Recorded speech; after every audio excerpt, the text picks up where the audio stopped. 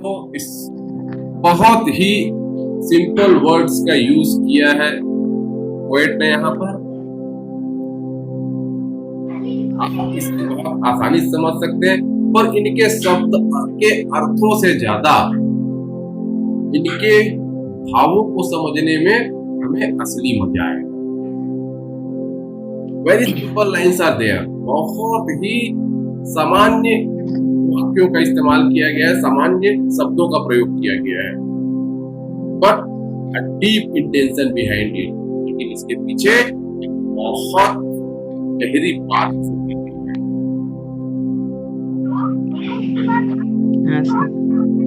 And even they are crippled leg, they may be blind,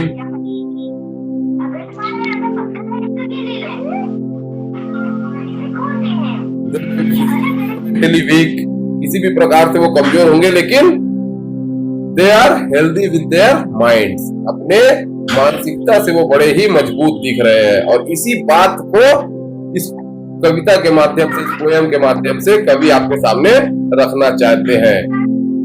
I like to play with all my friends. I क्या है? I my first person pronoun है ना? Yes sir, pronoun first person pronoun है। First person pronoun है, मतलब इस कविता को लिखने वाला स्वयं मौजूद है उस कविता में, ठीक है ना? जी सर। और वही बोल रहा है, क्या बोल रहा है? I like to play with all my friends. I like to play, मैं खेलना पसंद करता हूं। विथ ऑल माई फ्रेंड्स, अपने सभी मित्रों के साथ। They like to play with me। और ये दे क्या है? फ्रेंड्स। वे मतलब थर्ड पर्सन प्रोनाउन। प्रोनाउन है। Yes sir. पर्सन प्रोनाउन दे क्या है? Third person pronoun. और यहाँ पर किसके लिए इस्तेमाल हुआ है? वो फ्रेंड्स के लिए। फ्रेंड्स के लिए इस्तेमाल हुआ है ना वो। जी sir. To play with me, और मेरे साथ खेलना पसंद करते हैं। Because the lines are in simple present, like first of verb use हुआ है, ठीक है? We play games like hide and seek. और हम किस प्रकार का खेल खेलते हैं? Play games like hide and seek. What is this hide and seek? Have you played ever? कभी खेला है? Yes sir. हाँ, क्या है ये? कौन सा खेल है ये? लुका छिपी। लुका छिपी, छुपन छुपाई, ढूंढो ढूंढने। You know what the hide and seek is? Tree। और क्या करते हैं? कितना कंट्रोवर्शियल लाइन है यहाँ पर, देखिए। And climb the backyard tree. क्या कर रहे हैं? आंगन के पेड़ में चढ़ना। चढ़ते हैं, आंगन के पेड़ में चढ़ते हैं। चढ़ना नहीं, क्लाइंब का मतलब बेस में चढ़ना, लेकिन यहाँ पे वो as a first form of verb use हुआ है in a present simple sentence. तो उसका मतलब क्या होता है? चढ़ते। And climb the backyard tree, और पेड़ में, आंगन के पेड़ में चढ़ते हैं, ठीक है ना? We run and jump and ride our bikes. We run and jump and ride our bikes. हम दौड़ते हैं, कूदते हैं और राइड आवर बाइक्स, अपनी बाइक्स को चलाते हैं। And play the whole day through. And play the whole day through, और पूरे दिन खेलते हैं, पूरे दिन खेलते हैं। And when a new friend comes around, friend comes around, ये कम्स अराउंड क्या है?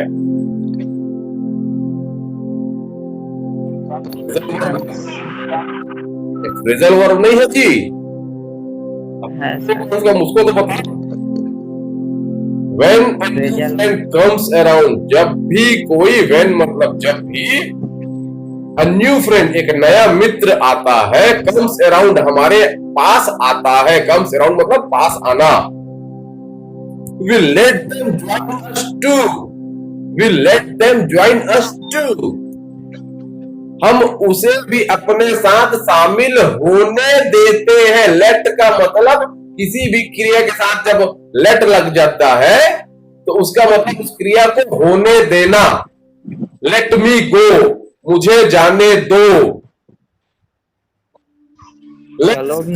चलो आओ, तो हमारे साथ आओ, उस क्रिया को करो, उस क्रिया को करो। लेट का मतलब, तो let them join us too, वह हमें शामिल करते हैं, ठीक है ना? Yes sir. Some bad guys come to bother us.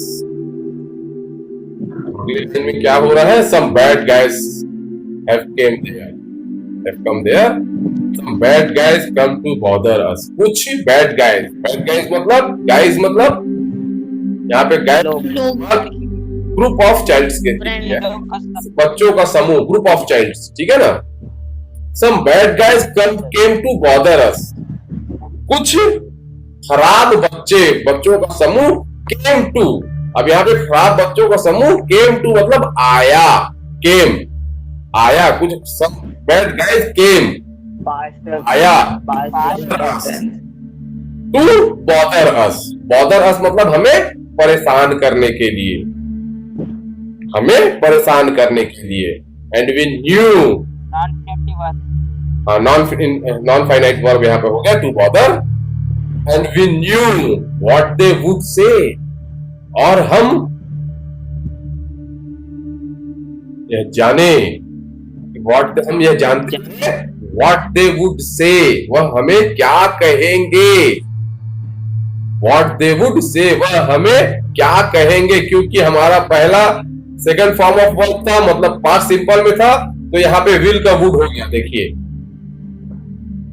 समझ में, पास्ट फॉर्म ऑफ हो गया ये, क्योंकि हमारा ये जो लाइन था ये किसमें शुरू हो गया? वी न्यू मतलब पास्ट सिंपल में, तो यहाँ पे विल का वुड हो गया, ठीक है ना? पास्ट फॉर्म ऑफ विल लगा दिया हमने। बैड वर्ड्स, वो हमें क्या कहेंगे ये हम जानते थे, क्या जानते थे? Bad words about our skin और हेयर, हमारे त्वचा और बालों के बारे में वह खराब शब्दों का इस्तेमाल करेंगे, ये हम जानते थे। और how we talk and play, और हम जिस प्रकार से खेलते हैं और जिस प्रकार से बोलते हैं, उन सब चीजों के बारे में खराब शब्दों का, गलत गंदे शब्दों का प्रयोग करेंगे। We didn't want to hear their words, हम उनकी बातें नहीं सुनना चाहते थे।